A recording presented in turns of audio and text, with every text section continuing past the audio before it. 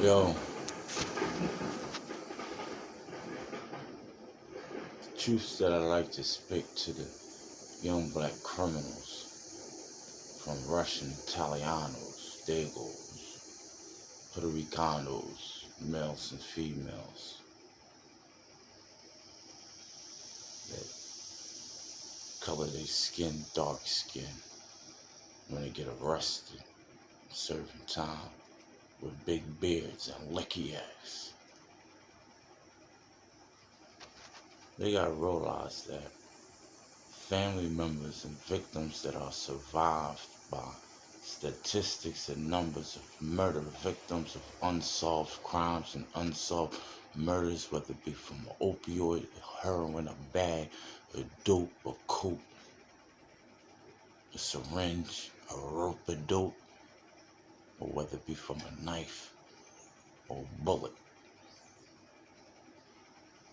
Both of them worlds coexist, meaning the federal and the state penitentiary in this world out here that we call the public or the community or the neighborhood or the suburbs, the city, the county, the sticks, the country, this world. Both of these worlds exist with one another. I mean, some people purposely get arrested because motherfucker went to court, didn't show their face, changed their last name, their front name, and took a plea, didn't take it to trial because they knew the survivors of their victims was going to eyeball them to their very last breath and study their mechanics. So the reason why I'm saying this is because that's what I've been thinking. Like, the psychiatry is in there, the Department of Psychiatry, the employees in there, they like corrupting, intimidating, and controlling the minds of their male and female prisoners that they look upon as filth. Some of them don't even call them convicts or prisoners. They call them clients, consumers, and customers checking in the penitentiary system like a motel or a homeless shelter, whether it's in the county, state, or federal. And they create wars with them prisoners because they cause them to get released on parole, good time, earned time, flat sentence, but you're on parole.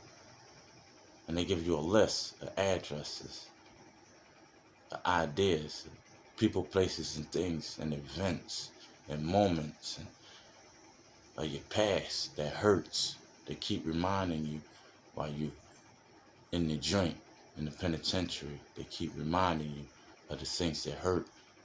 And they put you on types of medicine and put medicine in your beverages, in the mess hall, the chow hall, the cafeteria, whatever you want to call it. They put medicine in them foods. It's slop. They put it in the garbage disposal, fill a big gray trash can up with the food that's left over. They say, you don't want this, you don't want seconds, you don't want thirds. Then they tell you later on in your career in the penitentiary, this is goes to the pig farms. But what I'm saying is, you gotta have control of yourself and your family, your mind, your physical body.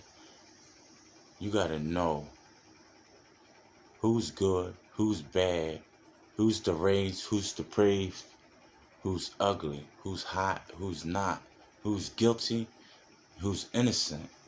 You gotta know your calculated footsteps, your people calculated footsteps, so it don't catch up to you. And so a sick motherfucker from the penitentiary don't come out here talking about something. Yeah, I'm institutionalized. Yeah, I survive in there. I feel more comfortable in there. So therefore, I come out here and I fuck y'all up. I rip, I rob y'all. I scrape, I rape, home invasion, double, triple, quadruple homicide. But y'all never recognize me in there. And I go to another state, commit crimes in other states, like the chameleonaire. Talk about he wanted in every city except for Houston. But that's what goes on in the Department of Correction. You can never entrust them employees that work for the Department of Correction, as they call inmates, male and female, about 90% of them, bird brains.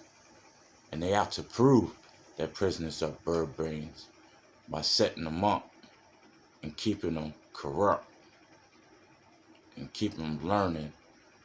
Teenagers, adolescents, preteens, and young adults to look up to the older convicts that might have 30 years to do or 40 years to do for $40 million in the federal penitentiary.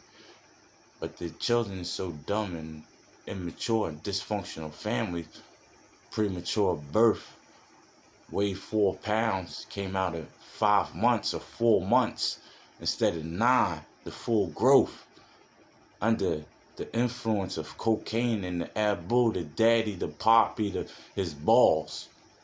And the mom is corrupt too, because she was high and under the influence too. And that's the people that they target and take advantage of. So you can't never blame the finger at. You got to do your research and know where it's coming from, because it's bigger than what you think or what you see. It's more deeply rooted than that. You feel what I'm saying? That's all I got. Good morning.